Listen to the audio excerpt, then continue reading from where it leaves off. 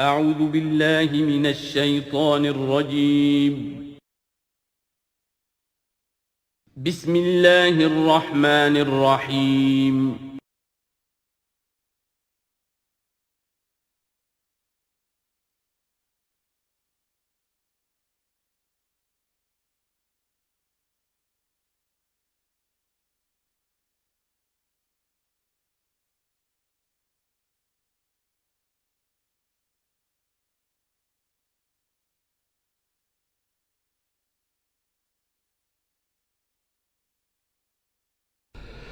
نحمده ونصلي على رسوله الكريم اما بعد فاعوذ بالله من الشيطان الرجيم بسم الله الرحمن الرحيم سبحان الذي يسرى بعبده ليلا من المسجد الحرام إلى المسجد الأقصى الذي باركنا حوله لنريه من آياتنا إنه هو السميع البصير وآتينا موسى الكتاب وجعلناه هدى لبني إسرائيل ألا تتخذوا من دوني وكيلا ذرية من حملنا مع نوح إنه كان عبدا شكورا صدق اللہ العظیم۔ اس سے پہلے کہ ہم سورہ بنی اسرائیل کا ترجمہ شروع کریں، سورہ نحل کے آخری حصے میں ایک بڑی عظیم آیت آئی تھی کہ جس کے حوالے سے کسی قدر وضاحت ہونی چاہیے، لیکن چونکہ اس وقت میں چاہتا تھا کہ وقت کے اندر اس کا ترجمہ مکمل ہو جائے تو میں اس وقت رکا نہیں۔ یہ آیت نمبر 125 ہے سورہ مبارکہ کی ادع الی سبیل ربک بالحکمت والموعظۃ الحسنۃ وجادلھم باللتی احسن۔ اصل میں اس میں دعوت اسلامی اور دعوت دین کے 3 مختلف لیولز کا تذکرہ ہے۔ عام طور پر اس کو ایک ہی چیز سمجھ کر لوگوں نے ترجمہ بھی کیا ہے، وضاحت بھی کی ہے، لیکن دقت نظر سے جائزہ لیا جائے تو چونکہ انسانوں میں مختلف قسم کے انسان ہیں تو دعوت و تبلیغ کے بھی اسی اعتبار سے مختلف گوشے کہہ لیجئے، مختلف لیولز کہہ لیجئے۔ مثلا یہ کہ انسانوں میں ایک چھوٹی بڑی ہی مائنیوٹ مائنورٹی ہوتی ہے جن کو ہم انٹیلیجنسیا کہتے ہیں۔ یہ وہ لوگ ہیں کہ جو عقل سے کام لیتے ہیں، کسی بات کو قبول کرتے ہیں تو پہلے عقل سے سمجھتے ہیں تب قبول کرتے ہیں، جذبات سے نہیں۔ اور یہ کہ کسی شے کو رد کرتے ہیں تو دلیل سے کرتے ہیں، اگر قبول کرتے ہیں تو دلیل سے، رد کرتے ہیں تو دلیل سے۔ یہ انٹلیکچوئل مائنورٹی آپ اسے کہیں یا انٹیلیجنسیا کہیں، یا یہ کہ اس کے لیے برین ٹرسٹ بھی ایک لفظ ہے کہ ہر معاشرے کے اندر اس طرح کے لوگ ہوتے ہیں، اور یہ ہوتے بہت کم ہیں تعداد میں، لیکن ڈیسائسو ہوتے ہیں۔ اس معاشرے کا جو بحیثیت مجموعی رخ ہے وہ یہ معین کرتے ہیں۔ عوام کی حیثیت جو ہے وہ ایسے ہے جیسے ایک انسان کے جسم میں ہاتھ پاؤں ہیں، اعضاء و جوارے ہیں، لیکن جو حیثیت ایک انسان کے جسم میں دماغ کی ہے وہ اس برین ٹرسٹ کی ہوتی ہے، انٹیلیجنسیا کی۔ یہ طبقہ جو ہے اس کو دعوت جو دی جائے تو ظاہر بات ہے کہ وہ واعظ سے نہیں، جذباتی نہیں، بالحکمہ، پختہ باتیں، عقلی دلائل، محکم باتیں، وہ حکمت جس کے بارے میں فرمایا گیا وَمَن یُؤْتَ الْحِکْمَةَ فَقَدْ أُوتِیَ خَیْرًا کَثِیرًا، سورہ بقرہ میں ہم پڑھائے ہیں۔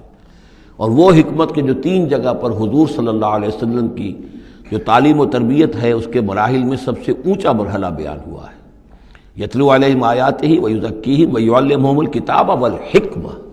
یہ حکمت جو ہے گہری باتیں، دانائی کی باتیں، عقل کی باتیں، مسلمہ اصول، ان کے حوالے سے یہ سمجھنا کہ کس شے کی اہمیت زیادہ ہے، کس شے کی اہمیت کم ہے، کیا چیز پرائمری امپورٹنس کی ہے، کیا سیکنڈری ہے، ان چیزوں کو جاننے والے لوگ جو ہیں، جو اصول پہچان لیتے ہیں، پھر اصولوں کو منطبق کرنا جانتے ہیں، تو ان کے لیے دعوت جو ہے وہ بھی بہرحال اسی سطح کی ہونی چاہیے کہ وہ دعوت جو ہے دلائل پر، براہین پر۔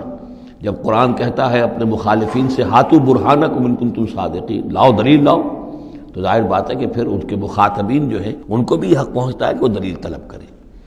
اب اس کے لیے ظاہر بات ہے کہ وہی شخص یہ کام کر سکتا ہے جو خود اپنی ذہنی سطح کے اعتبار سے کافی بلند ہو چکا ہو، جس کا اپنا شعور بہت پختہ ہو چکا ہو۔ جب تک کہ وہ خود حکیم نہ ہو تو حکمت کے ساتھ دعوت کیسے دے گا؟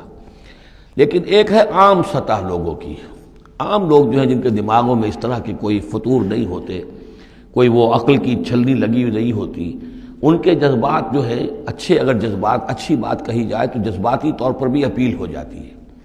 یوں سمجھیے کہ دل جو ہے ان کے کھلے ہیں، کھلی کتاب کے مانند ہیں، آپ جو چاہیں لکھ دیجئے، جیسے کھلی صاف سلیٹ ہے، اس پر آپ نے جو چاہا لکھ دیا۔ ایسے لوگوں کے لیے یہ ہے کہ موعظۃ الحسنہ، ایک بات جو ہے اچھی بات ہو، خلوص سے ساتھ کہی جائے، وہ شخص یہ محسوس کرے کہ جو بات یہ کہہ رہا ہے مجھ پر دھونس نہیں جمانا چاہتا، اپنے علم کا روب نہیں ڈالنا چاہتا، بلکہ یہ در حقیقت میری خیر خواہی کی وجہ سے، مجھ سے نفرت نہیں کرتا، میری تحقیر نہیں کر رہا ہے، جو یہ مجھ سے کہہ رہا ہے وہ خلوص سے کہہ رہا ہے۔ از دل خیزت بر دل ریزت، دل سے بات نکلے گی اور دل پہ جا اترے گی، یہ ہے موعظہ حسنہ۔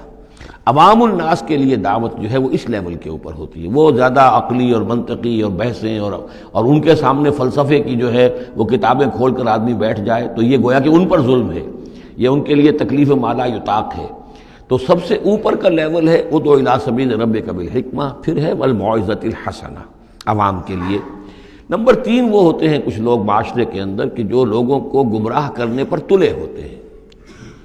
مثلاً عیسائی مشنریز ہیں، انہیں تو خرچے ملتے ہیں، ان کے تنخواہیں ہیں، ان کے بجٹس ہیں، بڑی بڑی حکومتوں کی طرح کے بجٹ ان کے ہیں، ان کی ٹریننگ اس لیے ہو رہی ہے، انہیں خاص خاص ایشوز کے اوپر ٹرین کر کے بھیجا جاتا ہے مناظرہ کرنے کے لیے۔ قادیانیوں کا نظام ہے، بہائیوں کا نظام ہے، ان کے لیے یہ ہے کہ لوگوں کو ٹریننگ دے کر وہ مجادلے کے لیے، مناظرے کے لیے، بحث کے لیے، اس کے لیے ان کو تیار کیا گیا ہوتا ہے۔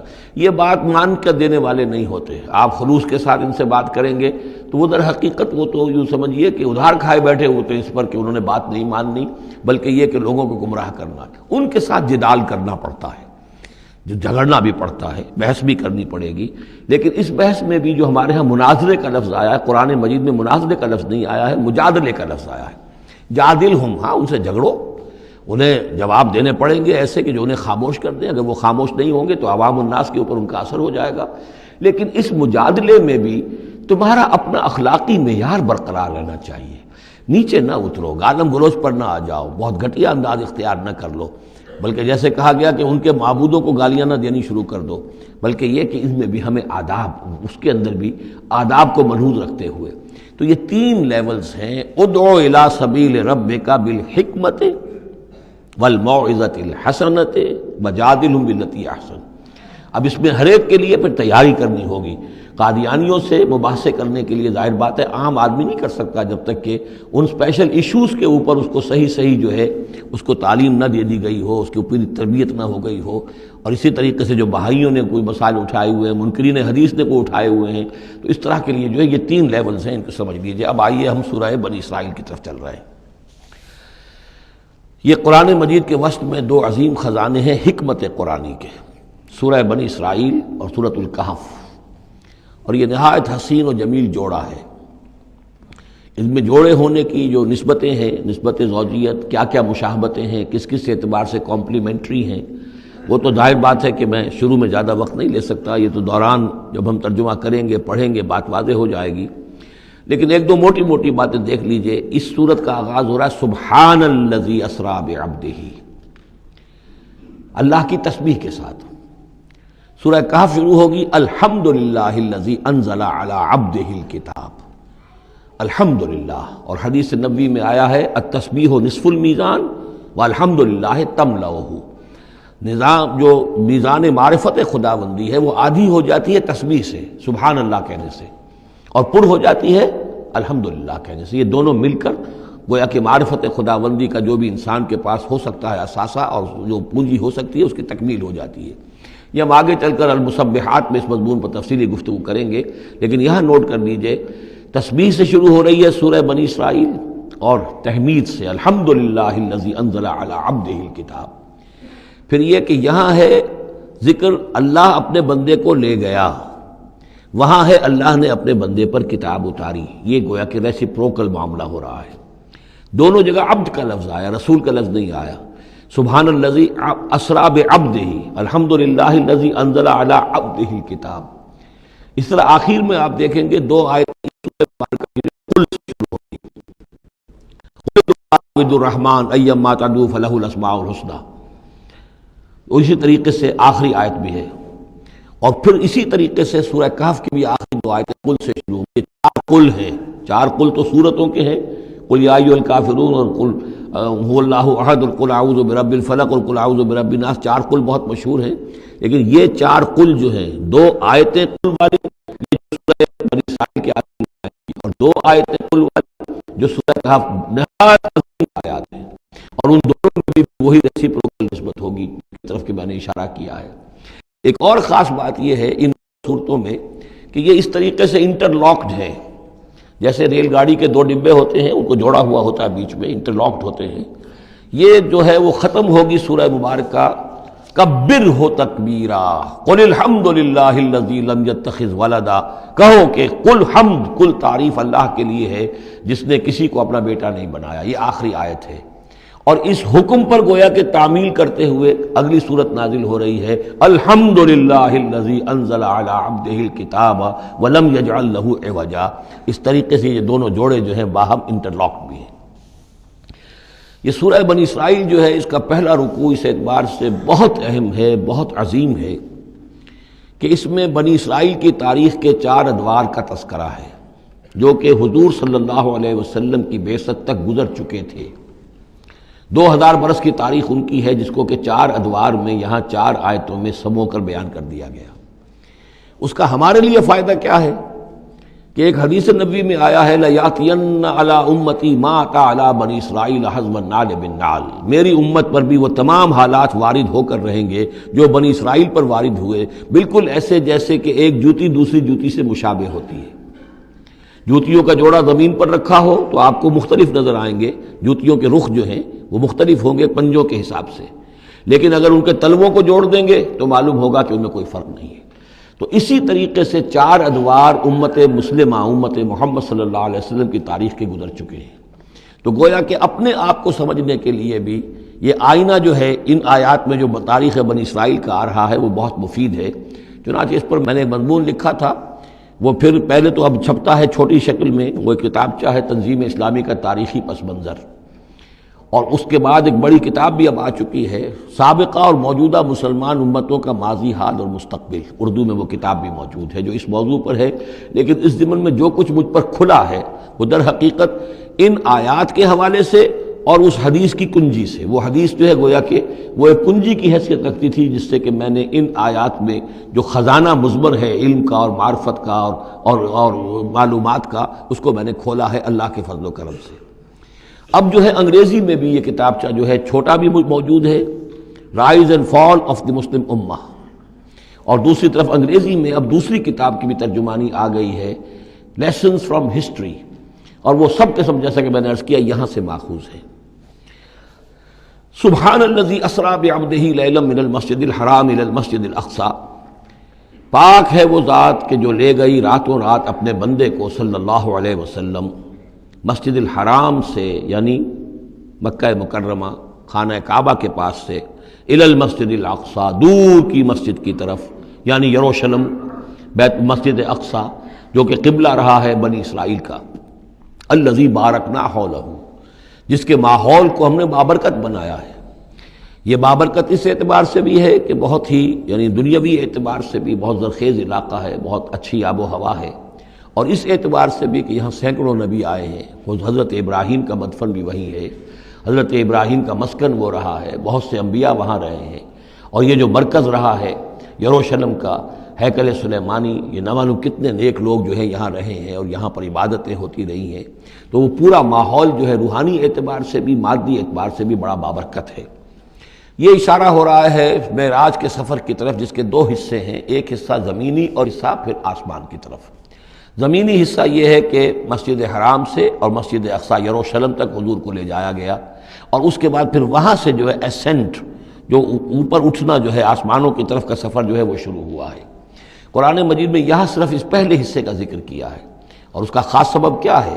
اس کا سبب یہ ہے کہ اب گویا کہ اعلان ہو رہا ہے کہ محمد الرسول اللہ صلی اللہ علیہ وسلم کو اللہ تعالیٰ ان دونوں دین کے جو توحید کے عظیم مراکز تھے ان کا متولی بنا رہا ہے، محمد کو اور ان کی امت کو صلی اللہ علیہ وسلم وعلیٰ صحابہ الصلاۃ والسلام۔ اس حوالے سے آپ کو وہاں لے جایا گیا، وہاں تمام انبیاء کرام ان کی ارواح وہاں جمع ہوئیں، جو بھی ان کو اللہ تعالیٰ نے اس وقت جسد دیے ہوں گے، مثالی جسد دیے جن حقیقتوں کو ہم نہیں جان سکتے، یہ تمام جو ہے پھر متشابہات میں آ جائے گا۔ وہاں حضور نے ان کی امامت کی، پھر وہاں سے آسمان کی طرف آپ کا سفر کا جو ہے وہ عروج کا، معراج کا سفر شروع ہوا ہے۔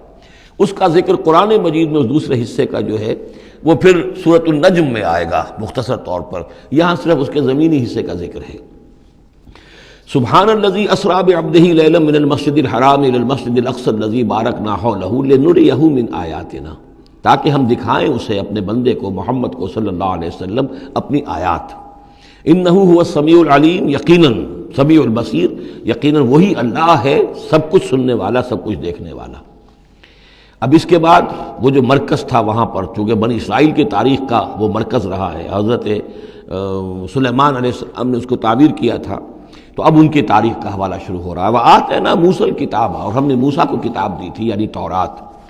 وَجَعَلْنَاهُ هُدًى لِبَنِي اسرائیل، اور ہم نے اسے بنایا تھا ہدایت نامہ، رہنمائی بنی اسرائیل کے لیے۔ وہ ہدى للناس اس معنی میں نہیں تھی کہ تمام نوع انسانی کے لیے ہو، بلکہ وہ در حقیقت بنی اسرائیل کے لیے ہدایت نامہ۔ وَجَعَلْنَاهُ هُدًى لِبَنِي اسرائیل أَلَّا تَتَّخِذُوا مِن دُونِي وَكِيلًا، اور اس کی تعلیم کا لب لباب اور خلاصہ، توحید کا اصل جو جوہر ہے، مغز ہے، وہ کیا ہے؟ اللہ کے سوا کسی کو کارساز نہ سمجھو، مت پکڑو کسی اور کو میرے سوا کارساز، کسی پر تمہارا بھروسہ، کسی پر توکل نہ ہو میرے سوا۔ یہ توحید کا لب لباب ہے اور خلاصہ ہے۔ ذریۃ من حملنا مع نوح، اے وہ لوگوں جو اولاد ہو ان کی جن کو ہم نے اٹھایا تھا نوح کے ساتھ، سوار کیا تھا کشتی میں نوح کے ساتھ۔ حضرت نوح علیہ السلام کے 3 بیٹے، سام، حام، یافس، اور ظاہر بات ہے سام ہی کی نسل ہے یہ کہ جس میں حضرت ابراہیم کی پیدائش ہوئی، اور انہی کی نسل ہے یہ بنی اسرائیل۔ تو گویا کہ یہاں ذکر ہو رہا ہے کہ وہ جو لوگ حضرت نوح علیہ السلام کے ساتھ بچا لیے گئے تھے ان کی کشتی میں، انہی میں سے ایک کی نسل تم ہو۔ ذریۃ من حملنا مع نوح انہ کان عبدا شکورا، یقیناً وہ ہمارا بہت ہی شکر گزار بندہ تھا، حضرت نوح علیہ السلام کے بارے میں۔ وقضینا الی بنی اسرائیل فی الکتاب لتفسدن فی الارض مرتین، اور ہم نے یہ پہلے ہی متنبہ کر دیا تھا بنی اسرائیل کو کتاب میں کہ 2 مرتبہ تم زمین میں بڑا فساد بچاؤ گے۔ وَلَتَعْلُنَّ عُلُوًّا كَبِيرًا، اور بہت ہی تم سرکشی کرو گے، بہت بڑی سرکشی کرو گے۔ یعنی 2 ادوار تم پر ایسے آئیں گے، شرارتیں کرو گے، سرکشی کرو گے، دین سے دور ہو جاؤ گے، لہو و لعب میں مبتلا ہو جاؤ گے، عیاشیوں کے اندر، اور اس میں تمہارا جو ہے اللہ تعالیٰ کی طرف سے پھر تمہارے اوپر عذاب کے کوڑے برسیں گے۔ اب یہاں پہ بٹوین دی لائن یہ ہے کہ اس سے پہلے ان کا ایک دور آیا کہ جس کے اندر ان کو اللہ تعالیٰ نے ان پر رحمتیں فرمائیں۔ چونکہ ہم کچھ چیزیں پڑھ چکے ہیں تاریخ بنی اسرائیل کے ضمن میں، وہ ذہن میں رکھیے۔ حضرت موسیٰ علیہ السلام لے کر نکلے بنی اسرائیل کو مصر سے، تو یہ 1400 قبل مسیح کی بات ہے۔ اس کے بعد وہ آئے ہیں، تورات انہیں ملی ہے جبکہ وہ جبل طور کے پاس پڑاؤ ڈالا ہے۔ وہاں سے پھر شمال مشرق کی طرف چلے ہیں، جب کہا گیا کہ جنگ کرو قوم نے انکار کر دیا، تو 40 برس تک کی سزا مل گئی ان کی بزدلی کی وجہ سے۔ 40 برس تک وہ اسی صحرا میں بھٹکتے پھرے۔ اسی دوران حضرت موسیٰ کا انتقال ہو گیا اور حضرت ہارون کا بھی انتقال ہو گیا۔ لیکن پھر صحرا میں جو نسل پیدا ہوئی وہ پلی بڑھی، وہ ہمت والی تھی، مشقت دیکھی ہوئی تھی اس نے پھر جنگ کی اور جہاد کیا۔ حضرت یوشع ابن نون جو خلیفہ اول تھے حضرت موسیٰ علیہ السلام کے، ان کی سرکردگی میں تو فلسطین فتح کر لیا۔ پہلا شہر جو فتح ہوا وہ اریحا یا جریکو ہے، تو آج بھی موجود ہے وہ شہر۔ اس کے بعد انہوں نے کچھ عرصے کے اندر پورا فلسطین فتح کر لیا، لیکن غلطی یہ کی کہ اس میں ایک مرکزی حکومت نہیں بنائی، بہت سے 12 حکومتیں، 12 قبیلے تھے، جیسے 12 چشمے ان کو دیے گئے تھے، 12 حکومتیں بنا لی۔ پھر آپس میں لڑنے بھی لگے، طوائف الملوکی ہوئی۔ تو آس پاس کے جو مشرک اور کافر قومیں تھیں سیریا وغیرہ میں اور آس پاس اردن کے رہنے والی، انہوں نے پھر جو ہے ان کے اندر ریشہ دوانی شروع کی، اور ایک دور یہ آیا کہ اس میں ان کو بہت سے لوگوں کو اپنے گھروں سے نکال دیا گیا، اور وہ لوگ بڑی زوال سے دوچار ہو گئے۔ تب انہیں ہوش آیا، انہوں نے سیموئیل نبی جو ان کے تھے ان سے کہا کہ ہمارے لیے سپہ سالار مقرر کیجئے، ایک سپہ سالار ہو تاکہ اس کے پیچھے ہم سب کے سب 12 کے 12 قبیلے جمع ہو کر جنگ کریں، تو پھر یہ کہ اپنے دشمنوں پر فتح حاصل ہو۔ یہ وقفہ تقریباً 300 برس کا ہے، جس کے بعد وہ جنگ ہوئی ہے طالوت اور جالوت کی، اور حضرت طالوت نے جالوت کو قتل کیا۔ پھر حضرت داؤد منظر پر آ گئے، پھر طالوت، حضرت داؤد اور حضرت سلیمان، یہ 3 ان کی حکومتیں ہیں تقریباً 100 برس پر پھیلی ہوئی۔ 16 برس طالوت کے، 40 برس حضرت داؤد کے، 40 برس حضرت سلیمان کے۔ یہ گویا کہ ان کی خلافت راشدہ ہے۔ جیسے ہمارے یہاں حضرت ابوبکر کا دور مختصر ہے، پھر حضرت عمر، پھر حضرت عثمان رضی اللہ تعالی عنہم، یہ مل کر جو ہمارے ہاں بنتے ہیں 24 برس 3 خلافتوں کے، ان کے ہاں یہ 100 برس کا عرصہ ہے۔ لیکن حضرت عثمان کے بعد آپ کو معلوم ہے کہ تقسیم ہو گئی تھی مملکت، اس لیے کہ حضرت علی رضی اللہ تعالی عنہ کی خلافت کو حضرت امیر معاویہ نے تسلیم نہیں کیا، تو شام اور مصر کے علاقے علیحدہ رہے۔ بالکل اسی طرح ہوا وہاں پر بھی کہ حضرت سلیمان کے بعد ان کے 2 بیٹوں میں جو مملکت تقسیم ہو گئی، ایک شمالی مملکت تھی جس کا نام اسرائیل تھا اور سامریہ اس کا دارالخلافہ تھا، ایک جنوبی تھی یہودا اور وہ اس کا جو ہے یا یروشلم اس کا دارالخلافہ۔ تو اس طریقے سے 2 ملک یہ بن گئے۔ یہ زمانہ ان کا ابھی عروج کا بہرحال ہے، کچھ کئی 100 برس ان کے عروج کے گزرے، پھر ان میں خرابیاں آئیں، پھر ان کے اندر شرک، مشرکانہ اوہام آ گئے، دنیا پرستی آ گئی، شریعت کا مذاق بنانا ہو گیا معاملہ، تو پھر ان پر زوال آیا۔ پہلا زوال جو آیا، پہلے اسیرینز نے شمالی مملکت جو تھی اسرائیل کی اس کو ختم کر دیا۔ یہ کوئی ختم کیا انہوں نے اس سے کافی پہلے 700-800 برس قبل حضرت مسیح کے۔ اس کے بعد جو اصل آیا ہے نبوکڈنضر جو نمرود تھا عراق کا، اس کا حملہ ہوا 587 قبل مسیح میں، انہوں نے یروشلم کو برباد کیا، 6 لاکھ کو قتل کیا، 6 لاکھ کو قیدی بنا کے لے گیا، اور یہ کہ یروشلم میں 2 اینٹیں سلامت نہیں رہنے دیں، اور ہیکل سلیمانی کو مسمار کر دیا۔ یہ ان کا بدترین دور آیا، تقریباً 125 برس یہ کیپٹیوٹی میں رہے بیبیلونیا میں، 6 لاکھ کو ہانک کر لے گیا وہاں پر، بدترین دور۔ تو پہلا عروج اس کا جو کلائمیکس تھا وہ طالوت اور داؤد اور سلیمان کا دور حکومت، اور پہلا زوال جس کا یوں سمجھیے کہ سب سے نیچے کی پوزیشن یہ ہے جو کیپٹیوٹی کا دور ہے ان کا۔ اس کے بعد حضرت عزیر علیہ السلام ان میں آئے، اللہ نے بھیجا، انہوں نے دعوت اصلاح توبہ کی منادی کی، پھر یہ لوگ کچھ ٹھیک ہوئے۔ ادھر یہ کہ ایران نے حملہ کیا تھا عراق پر اور ان کو آزاد کر دیا تھا کہ جاؤ تم، کہ خورس نے، ذوالقرنین نے، کہ تم جاؤ اور جا کر اپنا شہر دوبارہ آباد کر لو۔ تو یہ پھر آ گئے، حضرت عزیر کے ساتھ ہو کر آئے ہیں۔ تو یہ تقریباً 458 قبل مسیح میں پھر یہ دوبارہ آئے ہیں۔ تو یہ سمجھیے کہ 125 برس تک یہ جو شہر ہے اجڑا پڑا رہا ہے۔ اسی دوران میں حضرت عزیر کو اللہ تعالیٰ نے 100 برس کے لیے سلائے بھی رکھا ہے، وہ موت ان پر طاری کر دی تھی جو سورہ بقرہ میں ہم پڑھ کر آئے ہیں۔ یہ سارے واقعات کو آپ یوں سمجھ لیجئے کہ یہ علیحدہ علیحدہ ٹکڑے جو ہم نے پڑھے ان کو جوڑ لیجئے۔ بہرحال پھر ان کے اندر یہ کہ ایک نیکی کی تحریک چلی، پھر ان کے اندر لوگوں نے توبہ کی، پھر اللہ نے انہیں دوبارہ ایک عروج عطا کیا، مکابی سلطنت قائم ہوئی، اور وہ جہاں تک دنیاوی حدود ہیں، زمینی حدود، وہ حضرت سلیمان کی مملکت سے بھی بڑی تھی۔ یہ ان کا دوسرا دور عروج ہے۔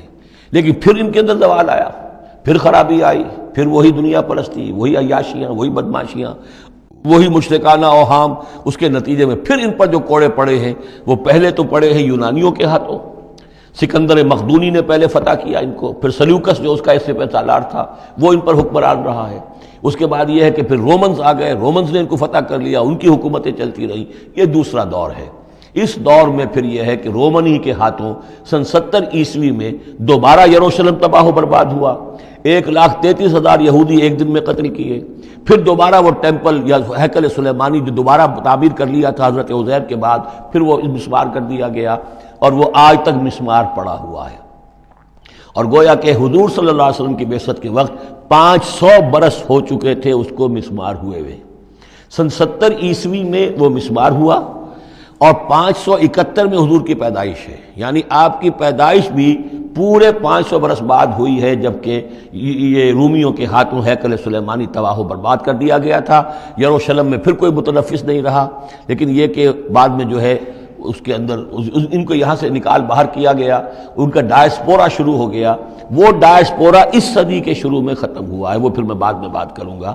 یہ ساری داستان بڑی اہم ہے، اس لیے کہ یہ سابقہ امت مسلمہ ہے۔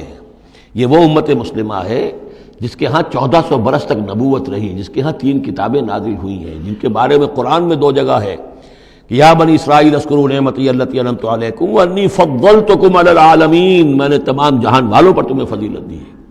تو اسی طریقے سے پھر ان کو معزول جب کرنے کے بعد ہم سامنے آئے ہیں تو حضور نے بتایا وہی کچھ تم پر بھی ہوگا اور وہی کچھ ہم پر بھی ہوا ہے۔ ہمارا بھی پہلا عروج عربوں کی زیر قیادت تھا، پھر زوال آیا۔ پہلے پٹائی ہوئی کروسیڈرز کے ہاتھوں، پھر جو پٹائی ہوئی ہے، بڑی پٹائی جو ہوئی ہے وہ ہوئی ہے پھر ہلاکو اور چنگیز کے ذریعے سے، فتنہ تاتار، اس کے بعد پھر جو ہے وہ قیادت بدل گئی، عربوں کی قیادت کے بجائے ترکوں کی قیادت آ گئی.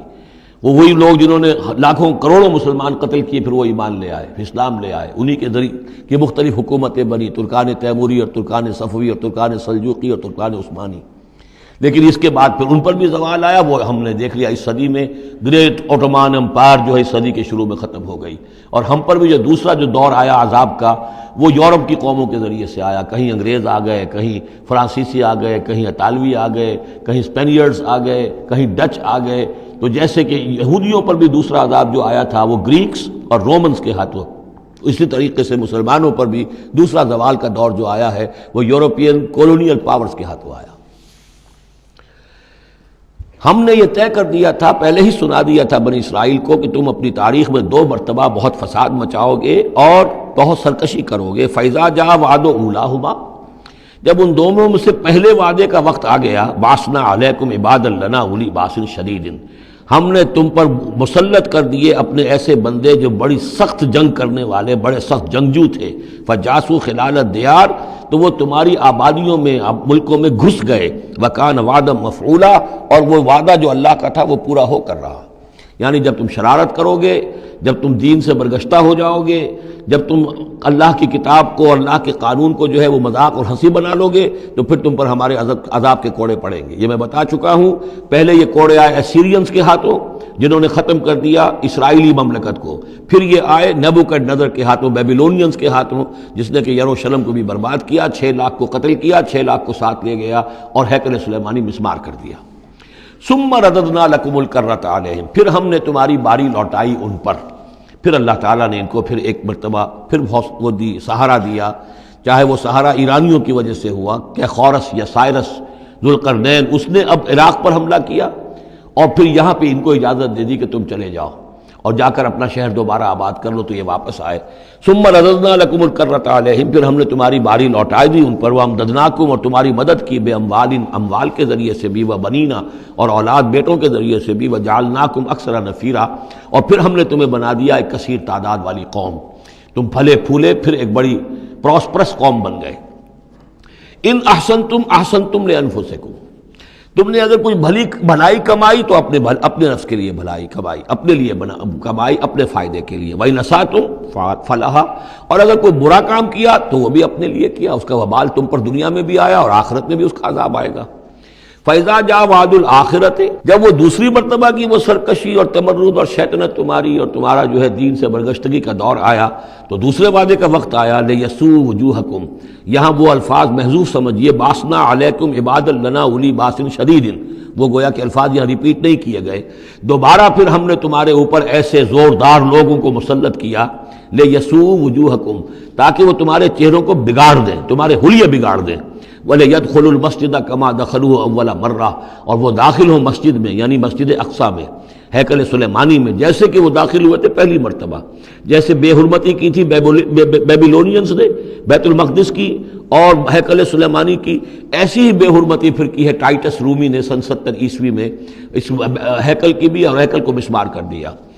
لِيَدْخُلُوا الْمَسْجِدَ كَمَا دَخَلُوهُ أَوَّلَ مَرَّةٍ وَلِيُتَبِّرُوا مَا عَلَوْا تَتْبِيرًا، اور یہ کہ تباہ و برباد کر دیں ہر اس شے کو جس کے اوپر بھی ان کو اختیار اور قبضہ حاصل ہو جائے. عَسَىٰ رَبُّكُمْ أَن يَرْحَمَكُمْ، یہ دور گزر چکے 2000 برس، یعنی ان کا سیکنڈ جو سمجھیے کہ زوال کی انتہا تھی وہ چلی آ رہی تھی 500 برس سے محمد الرسول اللہ صلی اللہ علیہ وسلم کی بعثت کے وقت تک. ایک عروج، ایک زوال، پھر عروج، پھر زوال، اور زوال کو 500 برس ہو گئے تھے جب کہ حضور کی بعثت ہوئی اور یہ قرآن نازل ہوا. ان حالات میں کہا جا رہا ہے عسیٰ ربکم ان یرحمکم، تمہارا رب اب بھی تم پر رحم فرمانے کو تیار ہے. ممکن ہے کہ تمہارا رب تم پر رحم کرے. وَإِنْ عُدْتُمْ، اگر تم نے وہی روش اختیار کی، وہی کفر کیا، وہی حق کو ماننے سے انکار کیا اور اعراض کیا، عدنا، پھر ہم وہی کچھ کریں گے جو ہم نے پہلے کیا تھا. وَجَعَلْنَا جَهَنَّمَ لِلْكَافِرِينَ حَصِيرًا، اور ہم نے کافروں کے لیے جہنم کو تو باڑا بنا رکھا ہے، جیل تو بنا رکھی ہے ہم نے جو ان سب کا احاطہ کر لے گی. جس طرح کہ جانوروں کے باڑے میں بند کر دیا جاتا ہے، اسی طریقے سے قید خانہ ہم نے تیار کر رکھا. آخرت کا قید خانہ تو ہے ہی، اس دنیا میں بھی تم پر عذاب کے کوڑے برسیں گے. ان ھذا القرآن یہدی للتی ہی اقوم، دیکھو اب یہ قرآن جو ہم نازل کر رہے ہیں اپنے بندے محمد پر صلی اللہ علیہ وسلم، یہ گویا کہ اب شاہ درا ہے، اللہ کی رحمت میں داخل ہونا ہے تو اس سے داخل ہونا ہوگا، اس کو مانو تو تمہارے لیے اللہ کی رحمتوں کے دروازے پھر کھل جائیں گے۔ جو بھی اللہ نے وعدے کیے ہیں اپنے اس آخری نبی اور ان کی امت کے لیے، تم بھی اس میں شامل ہو جاؤ گے، انہی کی برکتوں سے تم بھی حصہ پاؤ گے۔ ان ھذا القرآن یہدی للتی ہے اقوم، یقیناً یہ قرآن ہے جو اب راستہ دکھا رہا ہے اور رہنمائی کر رہا ہے اس راہ کی طرف جو سب سے سیدھی ہے، اقوم۔ وَيُبَشِّرُ الْمُؤْمِنِينَ، اور بشارت دیتا اہل ایمان کو، الَّذِينَ يَعْمَلُونَ الصَّالِحَاتِ، جو نیک عمل بھی کریں، أَنَّ لَهُمْ أَجْرًا كَبِيرًا، کہ ان کے لیے بہت بڑا اجر ہے، وَأَنَّ الَّذِينَ لَا يُؤْمِنُونَ بِالْآخِرَةِ۔ اب دیکھیے جہاں بھی وہ بات آتی ہے عمل کی خرابی کی تو ایمان بالآخرہ کا تذکرہ، اور وہ لوگ کہ جو ایمان نہیں رکھتے آخرت پر، اعتدنا لہم عذابا علیما، ان کے لیے تو ہم نے فراہم کیا ہوا ہے دردناک عذاب۔ یہ پہلا رکوع 10 آیات کا بہت ہی اہم ہے تاریخی اعتبار سے، اور اس کو سمجھنا چاہیے۔ یہ خد و خال یہ ہماری ہی گویا کہ امت مسلمہ ایک ہم ہیں، الحمدللہ امت محمد میں شامل ہے، لیکن یہ بھی ایک امت مسلمہ تھی، یہ سابقہ امت مسلمہ ہے، اور ابھی یہ ختم نہیں ہوئی ہے، موجود ہے۔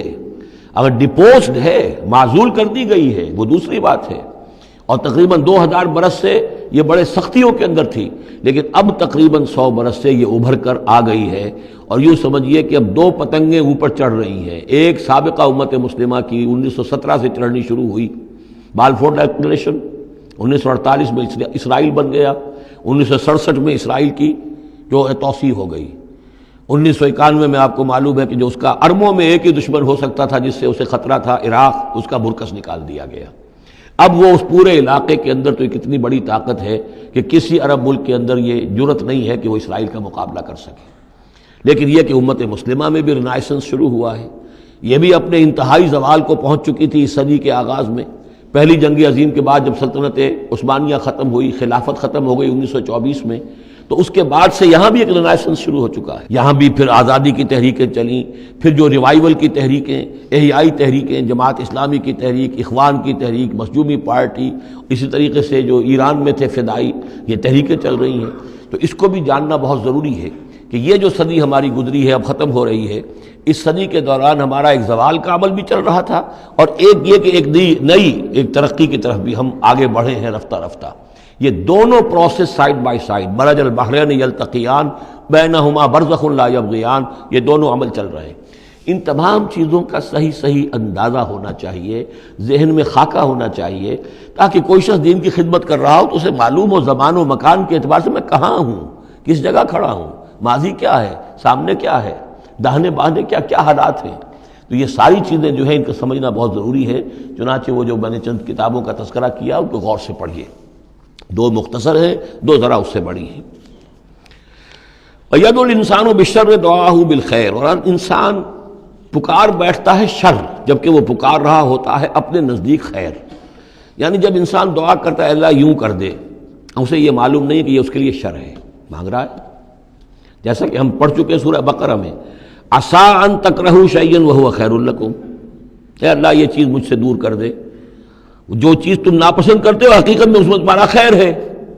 وعسیٰ ان تحبوا شیئا وہو شر لکم، اور ہو سکتا ہے تم کسی شے کو پسند کرو اور اس میں تمہارے لیے شر ہے۔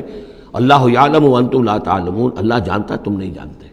اصل بات کیا ہے کہ اللہ کے حوالے کیا جائے، تفویض الامر، اے اللہ تیرے حوالے، سپردم بے تو مایا خیش را تو دانی حساب کم و بیش را، تیرے علم میں جو چیز میرے لیے خیر ہے وہ فیصلہ فرما دے، چاہے مجھے اچھی لگے یا بری لگے، لیکن تیرے علم میں۔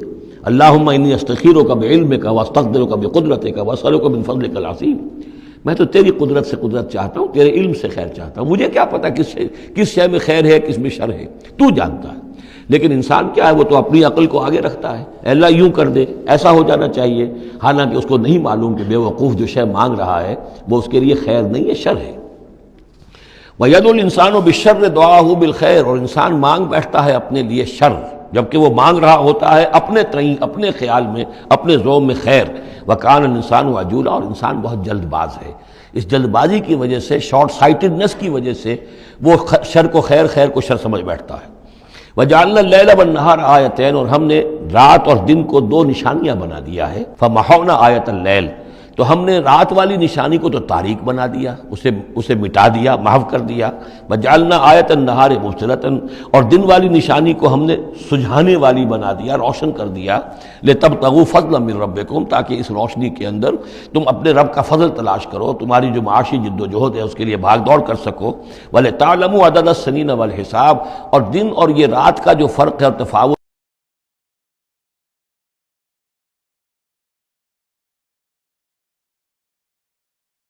نظام الاوقات ہے. ایک دن ایک رات ایک دن ہو گیا، پھر ایک دن ایک رات، اس طرح بڑھتے بڑھتے پھر ہفتہ بنتا ہے، جو پھر اس کے بعد جو ہے وہ مہینہ اور سال. وَكُلَّ شَيْءٍ فَصَّلْنَاهُ تَفْصِيلًا، اور ہم نے ہر چیز کو پوری طرح کھول کھول کر بیان کر دیا ہے.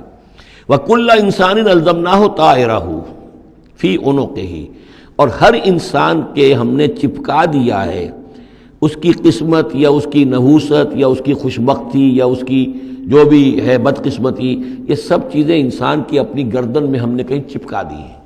اب اللہ جانے کہ یہ کوئی واقعتاً اس کی کوئی مادی حقیقت بھی ہے، شاید کوئی گلینڈ ایسا ہو ابھی جو ابھی تک ہمارے ڈسیکشن میں نہ آیا ہو، کوئی بہت ہی مائکروسکوپک ہو، اور اس میں کوئی بڑا ہی یوں سمجھیے کہ مائکروسکوپک کمپیوٹر اللہ نے لگا رکھا ہے. یہ سب ہو سکتا ہے، کچھ ممکن نہیں کہ پھر ہمیں کہیں معلوم ہو کہ یہاں پر کوئی چیز ہے، وہ نوقی اس کی گردن میں کوئی شے ہے کہ جو ہم نے وہاں پہ لٹکا دی ہے.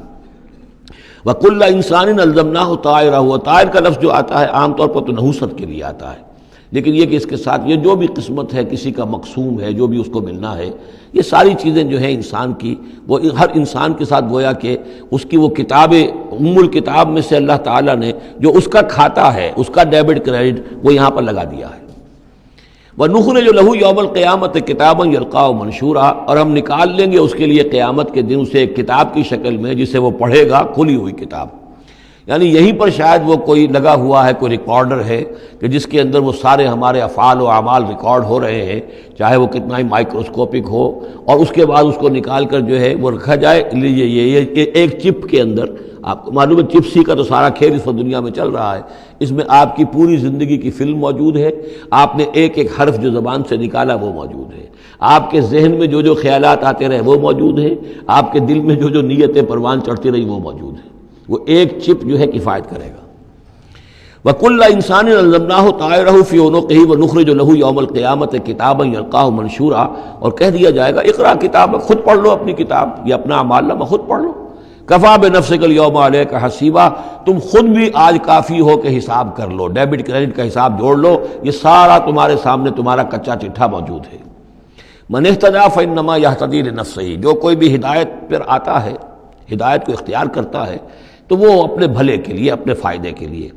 ومن ضل فانما یضل علیہا، اور جو گمراہ ہوتا ہے تو ظاہر بات ہے وہ اپنے اوپر ہی اس کا وبال لے گا، گمراہ ہوتا ہے اپنے اوپر، اپنے خلاف، اپنے اوپر ہی وبال لے گا.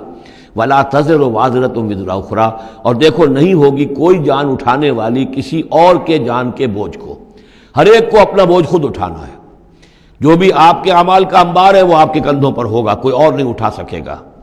وما كنا معذبين حتى نبعث رسولا ومن ضل ولا تزر وازرة وزر اخرى وما كنا معذبين حتى نبعث رسولا. یہ میں نے پہلے بھی حوالہ دیا تھا. آج یہ اللہ کی سنت رہی ہے کہ کسی قوم کے اوپر عذاب ہلاکت، عذاب استیصال، چھوٹے عذاب تو آتے رہتے تھے، لیکن یہ کہ بڑا عذاب جس سے کہ قوم کو نسیہ منسیہ کر دیا جائے، جیسے قوم نوح اور قوم ہود اور قوم صالح پر آئے وغیرہ، ان کے بارے میں اللہ کا قانون یہ ہے کہ جب تک رسول کو نہ بھیج دیا جائے، رسول حق کا حق ہونا واضح نہ کر دے، کوئی اشتباہ نہ رہے، حق مبرہن ہو جائے، اتمام حجت ہو جائے.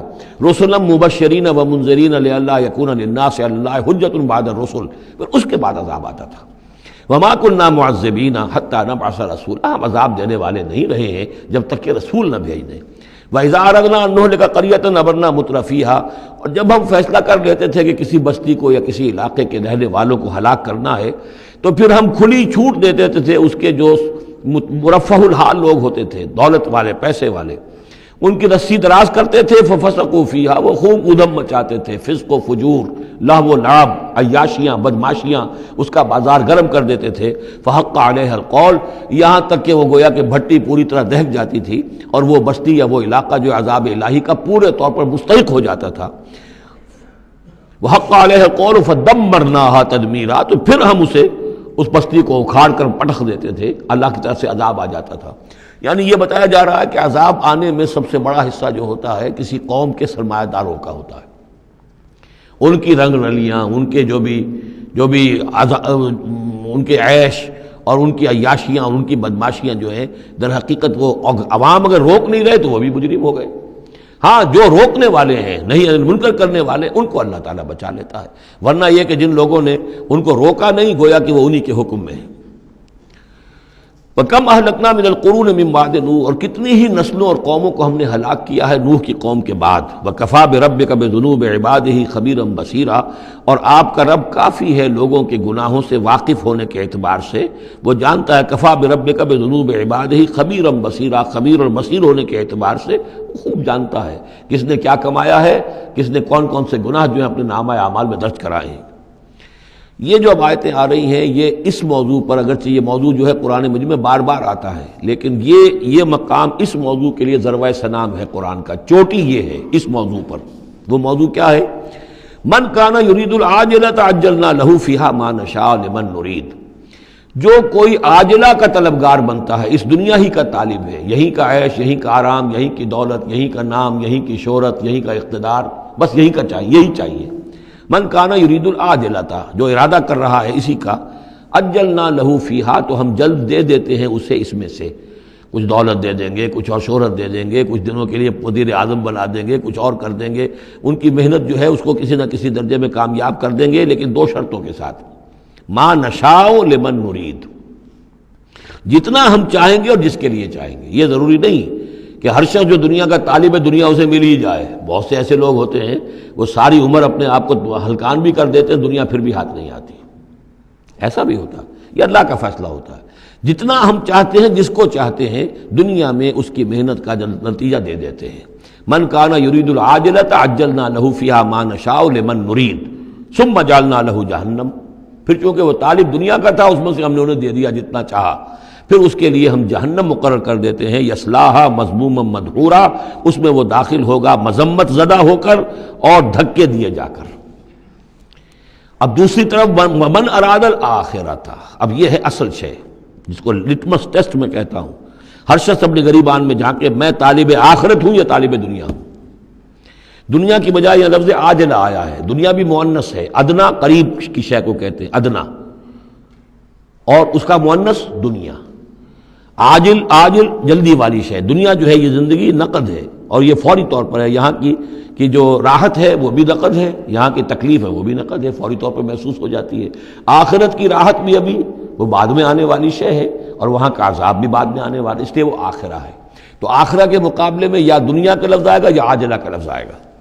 من کان یرید العاجلۃ عجلنا لہ فیہا ما نشاء لمن نرید ثم جعلنا لہ جہنم یصلاھا مذموما مدحورا ومن اراد الآخرۃ وسعی لہا سعیہا وہو مومن، جو آخرت کا طالب ہو اور صرف وہ کہنے میں نہ ہو، بات کرنے میں زبانی کلامی نہ ہو، بلکہ یہ کہ واقعتاً اس کے لیے ویسی محنت کرے جیسی کہ آخرت کے لیے کرنی چاہیے، یہ شرط عین ہے۔ وسعی لہا سعیہا، اس دنیا کے لیے کتنی بھاگ دوڑ کرتے ہو، اس کے ساتھ ذرا مقابلہ کرو، آخرت اس کے مقابلے میں کتنی قیمتی ہے، کتنی بھاگ دوڑ اس کے لیے ہونی چاہیے۔ وسعی لہا سعیہا وہو مومن، ایمان بھی رکھتا ہو اور اس کے لیے ویسی محنت کرے جیسی کہ اس کے لیے کی جانی چاہیے۔ فَأُولَٰئِکَ کَانَ سَعْیُہُم مَشْکُورًا، یہ وہ لوگ ہوں گے کہ جن کی سعی جو ہے اللہ تعالیٰ کے ہاں اس کی قدر کی جائے گی، قدر افزائی کی جائے گی۔ اللہم ربنا اجعلنا منہم، کافی کٹھن مقام ہے، آسان نہیں ہے، بڑی شرطیں ہیں جو اللہ نے لگائی ہیں۔ ومن اراد الآخرۃ وسعی لہا سعیہا وہو مومن فاولئک کان سعیہم مشکورا اللہم ربنا اجعلنا منہم کلا نمد ہؤلاء وہؤلاء من عطاء ربک۔ باقی یہ کہ اس دنیا کی زندگی میں تو ہم مدد پہنچا رہے ہیں ان کو بھی اور ان کو بھی، اہل ایمان کو بھی، طالب آخرت کو بھی، طالب دنیا کو بھی دے رہے ہیں۔ جب ہم نے امتحان کے لیے یہاں رکھنا ہے تو راشن تو دینا ہی ہے، کھانے پینے کے لیے تو مجرموں کو بھی اور مومنوں کو بھی اور مسلموں کو بھی کچھ نہ کچھ دینا ہے، سبسسٹنس تو ہمارے ذمے ہے۔ یہ تیرے رب کی عطا میں سے ہے، وما کان عطاء ربک محظورا، اور آپ کے رب کی عطا جو ہے وہ روکی نہیں جا سکتی۔ یعنی مسلمان یہ چاہیں کہ کافروں کو کچھ نہ دیا جائے، یہ نہیں، یہاں کا معاملہ ہم نے کھلا چھوڑا ہوا ہے، اس میں یہ کہ آپ چاہیں انہیں کچھ نہ ملے، وہ یہ آپ کی بات پوری نہیں ہوگی۔ انظر کیف فضلنا بعضهم علی بعض، دیکھو کیسے ہم نے بعض کو بعض پر فضیلت دی ہے، دنیا میں مال و اسباب میں دی ہے، ذہنی صلاحیتوں میں دی ہے، اور مختلف اعتبارات سے فضیلتیں دی ہیں۔ وَلَلْآخِرَةُ أَكْبَرُ دَرَجَاتٍ وَأَكْبَرُ تَفْضِيلًا، لیکن آخرت جو ہے وہ درجے کے اعتبار سے اور فضیلت کے اعتبار سے بہت بڑی ہوگی۔ یہاں کتنا فرق پڑ جائے گا، کوئی محل میں رہ رہا ہے، کوئی کٹیا میں رہ رہا ہے۔ اچھا وہ 20 سال رہ لے گا محل میں، یہ 20 سال رہے گا کٹیا میں، کتنا فرق پڑ گیا۔ لیکن وہاں جو ہے ہمیشہ ہمیشہ کے لیے رہنا ہے، روح و ریحان و جنت نعیم، جنات و عدن میں، یا ہمیشہ کے ہمیشہ رہنا ہے جہنم کے اندر، وہ کتنا فرق ہوگا۔ یہاں کا کیا فرق ہے؟ کچھ بھی نہیں، مرنا اسے بھی ہے اسے بھی ہے، چاہے اس کے لیے بڑے سے بڑے ڈاکٹر موجود ہیں اور یہ کہیں پہ جا کے علاج کرا لے، موت اس کو بھی آئے گی، موت اس کو بھی آ جائے گی۔ زیادہ یہ اسے حسرت رہے گی کہ میں علاج نہیں کرا سکا، بس اللہ اللہ خیر صلی اللہ، لیکن کیا سب جن کو جو علاج کرا سکتے ہیں ان سب کو شفا ہو جاتی؟ کتنے ہی ہیں لاکھوں روپیہ خرچ کر کے آتے ہیں، اس کے بعد بھی وہ شفا تو نہیں ہوتی۔ لا تجعل مع اللہ الہا آخر، اللہ کے ساتھ کسی اور کو الہ نہ بناؤ۔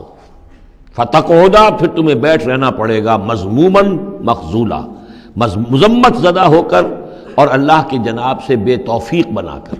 اللہ تعالیٰ جو ہے خذلان الہی، مخذولا، بے یار و مددگار چھوڑ دے گا۔ پھر اس کے بعد یہ دو رکوع جو ہیں یہ بہت اہم ہیں، جیسا کہ میں نے عرض کیا تھا، یہ حضرت عبداللہ ابن عباس رضی اللہ تعالیٰ عنہما کے نزدیک یہ تورات کی تعلیم کا نچوڑ ہے، 10 commandments, the Quranic version of 10 commandments. تورات میں جو احکام عشرہ آئے تھے اس کا یہ قرآنک ورژن ہے جو یہاں پر آ رہا ہے۔ اس کا خلاصہ ہم پہلے پڑھ چکے ہیں سورہ انعام کے آخری حصے میں، یہاں ذرا وہی باتیں ہیں کہ ذرا تفصیل سے آئی ہیں۔ وَقَضَىٰ رَبُّكَ أَلَّا تَعْبُدُوا إِلَّا إِيَّاهُ، تیرے رب نے فیصلہ کر دیا ہے کہ نہیں پوجو گے سوائے اس کے کسی کو۔ وَبِالْوَالِدَيْنِ إِحْسَانًا، اور اللہ کے اور والدین کے ساتھ احسان، نیک سلوک۔ یہ چوتھا مقام آ گیا جہاں کہ اللہ، تیسرا مقام آیا ہے، چوتھا مقام سورہ لقمان میں آئے گا، اللہ کے حقوق کے فوراً بعد والدین کے حقوق۔ اما یبلغن عندک الکبر، اگر پہنچ ہی جائیں وہ دونوں بڑھاپے تک تمہارے پاس، احدہما، وہ اکیلے کوئی ایک ان میں سے، اور کلاہما، یا دونوں، یعنی والدین اس بڑھاپے کی اور ضعیفی کی عمر کو پہنچ گئے، یا والد فوت ہو گئے والدہ ضعیفی کی عمر کو پہنچ گئی، یا والدہ فوت ہو گئی والد ضعیفی کی عمر کو پہنچ گئے، یا دونوں کے دونوں ضعیفی کی عمر کو پہنچ گئے۔ اما یبلغن عندک الکبر احدہما او کلاہما فلا تقل لہما اف، تو انہیں اف تک مت کہو، جھڑکنا نہیں، ولا تنہرہما، ان کو جھڑکو مت، وقل لہما قولا کریما، ان سے بات کرو نرمی کے ساتھ، ادب کے ساتھ۔ کسی وقت ان کی بات ٹالنی بھی پڑ جاتی ہے، ابا جان یہ بات تو میں نہیں کر سکتا، میری مجبوری ہے، لیکن سختی کے ساتھ نہیں۔ ایسی بات نہ ہو کہ جس سے ان کا دل دکھے کہ آج یہ میرے سامنے سینہ تان کر بات کر رہا ہے، کل یہی تھا وہ جو چھوٹا چھوٹا سا لپٹتا تھا میری ٹانگوں میں آ کر، اور وہ یہی ہے جسے میں گود میں لیے پھرتا تھا، یہ دل دکھے نہ۔ وَاخْفِضْ لَهُمَا جَنَاحَ الذُّلِّ مِنَ الرَّحْمَةِ، یہ آ گیا جو میں نے کہا تھا، والدین کے لیے بھی اپنے بازوؤں کو، کندھوں کو عاجزی کے ساتھ ان کے سامنے جھکا کر رکھو، سینہ تان کر بات نہ ہو ان سے، بات جب بھی ہو معلوم ہو کہ جھکے ہوئے ہیں، ان کا ادب کر رہے ہیں۔ وَقُلْ رَبِّ ارْحَمْهُمَا كَمَا رَبَّيَانِي صَغِيرًا، اور دعا کیا کرو کہ اے میرے رب ان پر رحم فرما دونوں پر، جیسے کہ انہوں نے ہمیں پالا، مجھے پالا جب کہ میں چھوٹا سا تھا، میں تو سب سے زیادہ ضعیف تھا، کمزور تھا، میرے لیے غذا کا، میرے آرام کا، مجھے تکلیف ہو تو تڑپتے یہ تھے، تو اے پروردگار اب ان کے احسانات کا میں کیا بدلہ چکا سکتا ہوں، میں تجھ ہی سے درخواست کرتا ہوں کہ جو کچھ احسانات انہوں نے مجھ پر کیے ہیں تو ان کو، ان کے طفیل، تو ان کی خطائیں بخش دے اور ان پر رحم فرما۔ وَقُلْ رَبِّ ارْحَمْهُمَا كَمَا رَبَّيَانِي صَغِيرًا ربکم عالم بما فی نفوسکم، تمہارا رب واقف ہے خوب جو کچھ تمہارے دلوں میں ہوتا ہے۔ ان تکونوا صالحین فإنہ کان للأوابین غفورا، اگر تم واقعی نیک ہوگے تو یقیناً اللہ تعالیٰ تم میں سے جو واقعی اللہ کی طرف رجوع کرنے والے ان کے لیے غفور ہے۔ اس میں اشارہ ہے کسی وقت بوڑھے والدین، جیسے کہ ہم پڑھ آئے کہ لا یعلم من بعد علم شیئا، وہ کبھی بچوں کی سی عادتیں نوت کر آتی ہیں، پھر کبھی وہ ایسی باتیں کہتے ہیں کہ جو نہیں کی جا سکتی، کہیں روکنا بھی پڑتا ہے، ٹوکنا بھی پڑتا ہے، لیکن یہ کہ اگر مجبوراً کہیں ایسی بات کرو اور کرو ادب کے ساتھ، سختی نہ ہو، تو پھر یہ کہ اللہ تعالیٰ جانتا ہے تمہاری نیت کو، کہ تم اگر اپنے والدین کی یہ بات نہیں مان پا رہے ہو، تمہاری مجبوری ہے، وہ تم جانتے ہو، اللہ تعالیٰ کے علم میں ہے، تو اللہ غفور اور رحیم ہے۔ وَآتِ ذَا الْقُرْبَىٰ حَقَّهُ، اور قرابت داروں کو بھی ان کا حق ادا کرو، والمسکین، اور مسکین کو، وابن السبیل، اور مسافر کو، ولا تبذر تبذیرا، اور نام و نمود کے لیے اپنی دولت مت اڑاؤ۔ تبذیر جو ہے اسراف سے بہت بڑا جرم ہے۔ اسراف یہ ہے کہ ضرورت سے زائد خرچ کیا جائے۔ کھانا آپ کی ضرورت ہے، وہ کھانا ایک سالن روٹی سے بھی آپ کی غذا پوری ہو سکتی ہے، لیکن 4 کھانے، یہ اسراف ہے۔ کپڑا آپ کی ضرورت ہے، لیکن وارڈروب بھری ہوئی ہے کپڑوں سے، یہ اسراف ہے۔ جتنے آپ کے لیے لازم ہے، ضروری ہے، وہ رکھیے۔ اور تبذیر یہ ہے کہ بلا ضرورت خرچ کرنا، صرف نام و نمود کے لیے، اپنی دولت کی نمائش کے لیے، شادیوں پر خرچ ہو رہا ہے اور کس قدر ہو رہا ہے، دھوم دھڑکتا ہے، کوئی اس کی ضرورت نہیں ہے۔ یہ ہے تبذیر۔ ولا تبذر تبذیرا، اپنی دولت کو نام و نمود کے لیے مت اڑاؤ۔ ان المبذرین کانوا اخوان الشیاطین، یقیناً یہ مبذرین جو ہیں، یہ فضول خرچی کرنے والے، بیکار دولت اڑانے والے اپنی دولت کی نمائش کے لیے، یہ شیطانوں کے بھائی ہیں۔ یہ کیوں ہے؟ یہ بات جب میری سمجھ میں آئی تھی تو بہت قرآن مجید کے ایک اعجاز کا ایک پہلو مجھ پر منکشف ہوا تھا کہ وہ جو آیت ہم پڑھ چکے سورہ مائدہ میں، شیطان کیا چاہتا ہے؟ انما یرید الشیطان ان یوقع بینکم العداوۃ والبغضاء فی الخمر والمیسر۔ شیطان یہ چاہتا ہے کہ تمہارے مابین دشمنی پیدا کرے، بغض پیدا کر دے، شراب اور جوئے کے ذریعے سے۔ وہی بغض اور دشمنی جو ہے وہ اس سے پیدا ہوتی ہے کہ کسی سیٹھ صاحب کی بیٹی کی شادی ہے اور اس پر جو کچھ ہو رہا ہے، وہ جو پوری کوٹھی جو ہے وہ بنی ہوئی ہے، بقائے نور بنی ہوئی ہے اور دھوپ دھڑ رہا ہے۔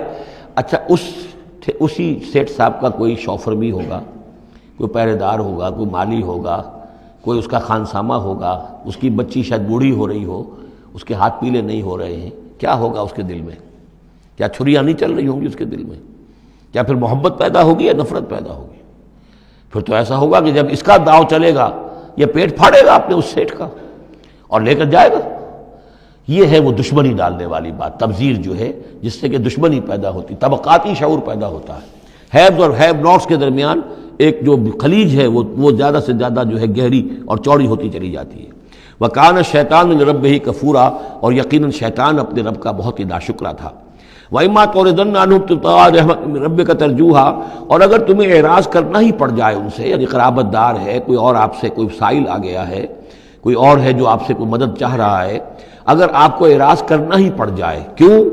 ابتغاء رحمت من ربک ترجوہا، کہ خود تم اپنے رب کی رحمت کے ابھی امیدوار ہو، یعنی اس وقت تمہارے پاس کچھ نہیں ہے، تم بھی امید میں ہو کہ اللہ تعالیٰ تمہیں بھی نواز دے، تمہارے پاس کچھ نہیں ہے، تو اگر اپنے قرابت داروں سے یا ان سے اعراض کرنا پڑ رہا ہے، فَقُلْ لَهُمْ قَوْلًا مَيْسُورًا، تو بات ان سے وہ کرو کہ جو بڑی نرم ہو، شرافت کے ساتھ، انہیں جھڑکو نہیں۔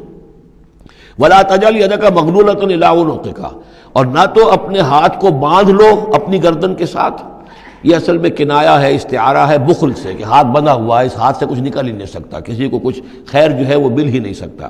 وَلَا تَبْسُطْهَا كُلَّ الْبَسْطِ، اور نہ ہی ہاتھ کو کھول دو پورا کا پورا، یعنی یہ کہ بسا اوقات انسان کے اندر نیکی کا جذبہ اتنا جوش کھاتا ہے کہ سب کچھ اللہ کی راہ میں دے کر خود فقیر ہو جائے، یہ بھی نہیں، بلکہ یہ کہ ایک اعتدال کی راہ ہونی چاہیے۔ فَتَقْعُدَ مَلُومًا مَحْسُورًا، ایک وقت میں جذبات کے رو میں آ کر تو یہ سب کچھ کر بیٹھے، اور بعد میں تم جو ہے بیٹھے رہو گے الزام کھائے ہوئے اور ہارے ہوئے، اور پھر ہو سکتا ہے کہ الٹا یہ خیال ہو کہ کیا حماقت میں کر بیٹھا، مجھے جو ہے ذرا اس میں اعتدال کی روش اختیار کرنی چاہیے تھی۔ اس میں بسا اوقات ایسا ہوتا ہے کہ انسان یہ سمجھتا ہے کہ یہ غریب آدمی میرا رشتہ دار جو ہے، میں اس کی کسی نہ کسی طریقے سے اب اس کے حالات بگڑے ہوئے ٹھیک کر ہی دوں، لہذا وہ اپنی امکانی حد تک مدد کر رہا ہے، لیکن حالات ٹھیک نہیں ہو رہے اس کے، تو فرمایا ان ربک یبسط الرزق لمن یشاء ویقدر، یہ جو ہے کسی شخص کے اوپر رزق کا کشادہ ہو جانا اور کسی کے اوپر رزق کی تنگی ہو جانا، یہ تمہارے اختیار میں نہیں ہے، یہ تیرے رب کے اختیار میں ہے، اللہ کے اختیار میں ہے، لہذا اپنا سا فرض ادا کرو، جو تم کر سکتے ہو معقول طریقے سے، معتدل طریقے سے، متوازن طریقے سے وہ کرو، تم یہ نہ سمجھو کہ تم کسی کے حالات کو بدلنے پر قادر ہو۔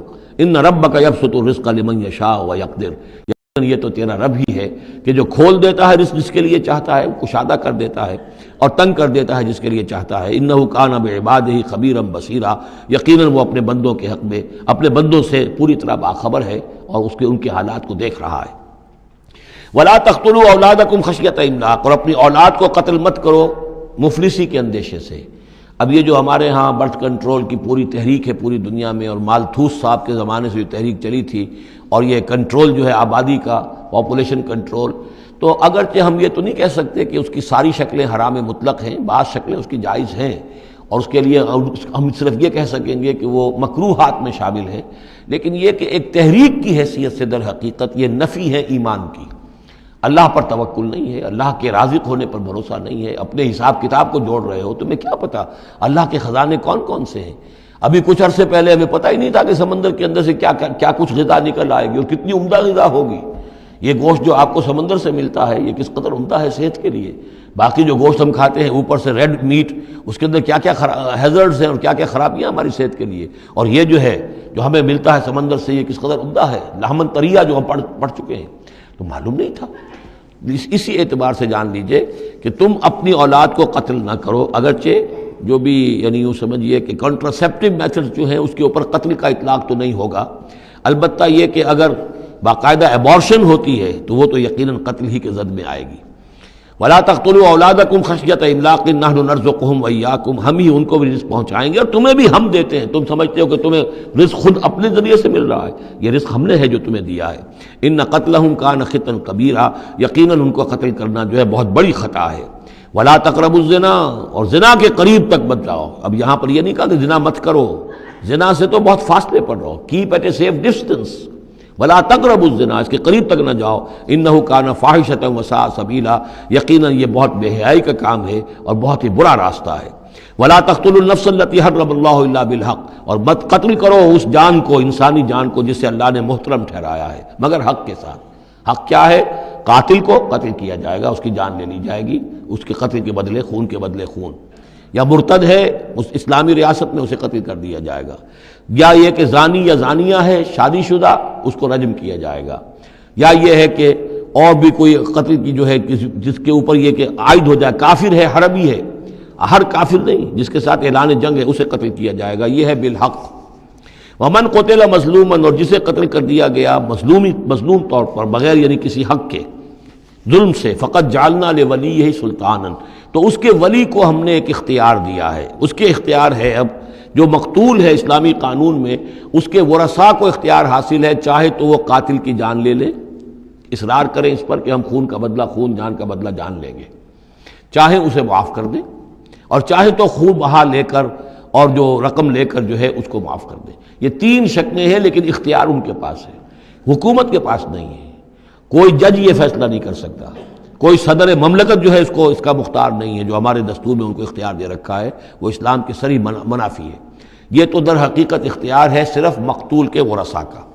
فلا یسرف فی القتل، تو وہ بھی قتل میں حد سے تجاوز نہ کرے، یہ نہ کرے کہ ایک آدمی قتل کیا اس کے قبیلے والوں نے ہم ان کے 10 قتل کریں گے، نہیں یہ نہیں، بلکہ یہ کہ ایک قاتل جو ہے در حقیقت قتل کے بدلے اسی قاتل کی جان لی جائے گی۔ انہو کان منصورا، اس کی مدد کی جائے گی، یعنی جو بھی مقتول کے ورثاء ہیں ان کی مدد کی جائے گی۔ ریاست کا کام یہ ہے کہ وہ قاتل کو تلاش کرے، قاتل کو پکڑے، مقدمہ چلائے، اس پر ثبوت فراہم کرنا، یہ سارا ریاست کا کام ہے، لیکن مقدمے میں مدعی ریاست نہیں ہے۔ ہمارے ہاں غلطی یہ کہ اسٹیٹ ورسس وہ قانون جو مقدمہ بنتا ہے اس میں مدعی حکومت ہوتی ہے، یہ نہیں ہے، ریاست نہیں ہے، بلکہ مدعی جو ہے وہ مقتول کے ورثاء ہیں اسلام میں قتل کے مقدمات میں۔ ولا تقربوا مال الیتیم الا بالتی احسن، یہ آیت ہم پہلے بھی پڑھ چکے ہیں، اور یتیم کے مال کے قریب تک بھی مت آؤ مگر بہترین طریقے سے، اس کی حفاظت کرو اور اس کو سنبھال کر رکھو، اس کو ضائع نہ کرو، اسے کھانے اور ہڑپ کرنے کی کوشش نہ کرو، حتیٰ یبلغ اشدہ، یہاں تک کہ وہ اپنی پوری قوت کو پہنچ جائے، پوری جوانی کو پہنچ جائے، سمجھ کو پہنچ جائے، بالغ ہو جائے۔ وَأَوْفُوا بِالْعَهْدِ، اور عہد کو پورا کرو، ان العہد کان مسئولا، یقیناً عہد جو ہے معاہدہ جب بھی ہو جائے اس کے بارے میں مسئولیت ہے، اللہ کے ہاں جواب دہی کرنی پڑے گی، باس پرس ہوگی۔ وَأَوْفُوا الْكَيْلَ إِذَا كِلْتُمْ، اور جب بھی تم ماپو تو پورا ماپو، پیمانہ پورا بھرو۔ وزنوا بالقسطاس المستقیم، جب تولو تو پوری سیدھی ترازو کے ساتھ تولو۔ ذالک خیر واحسن تاویلا، یقیناً یہی بہتر ہے، اور انجام کے اعتبار سے بھی دیانتداری کے ساتھ پورا ناپ کر پورا تول کر اگر تم دے رہے ہو معاملہ، تو پھر جو بقیت اللہ ہے، پھر جو بھی اللہ کی طرف سے تمہیں نفع ہو جائے گا اس میں بہت برکت ہوگی، اس میں بہت خیر ہوگا۔ احسن تاویلا ولا تخف ما ليس لك به علم ان السمع والبصر والفؤاد كل اولئك كان عنه مسؤولا۔ اس آیہ مبارکہ کے بارے میں انشاءاللہ کچھ تفصیل سے مجھے گفتگو کرنی ہے۔ بارک اللہ لی ولکم فی القرآن العظیم ونفعنی وإیاکم بالآیات والذکر الحکیم۔